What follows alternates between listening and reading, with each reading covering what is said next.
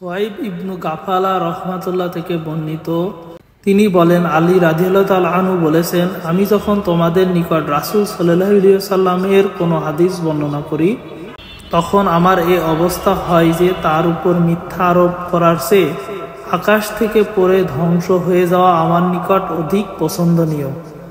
এবং আমরা পরস্পরে যখন আলোচনা করি তখন কথা হলো এই যে যুদ্ধ হলো ছলছাতুরি মাত্র।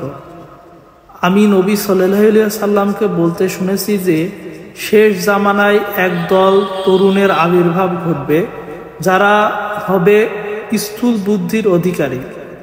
তারা নীতিবাক্যগুলো আওড়াতে থাকবে। তারা ঈমান থেকে এমন দ্রুত গতিতে ও চিহ্নহীনভাবে বেরিয়ে যাবে যেভাবে তীর ধনুক থেকে বেরিয়ে যায়। তাদের ঈমান গণ্ডদেশ অতিক্রম করে অন্তর প্রবেশ করবে না।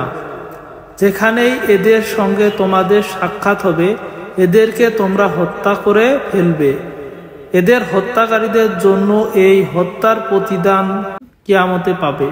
সহিহ বুখারী ৬ষ্ঠ খণ্ড, ছাপা ইসলামিক ফাউন্ডেশন বাংলাদেশ থেকে, হাদিস নাম্বার 3353, পৃষ্ঠা নং 229।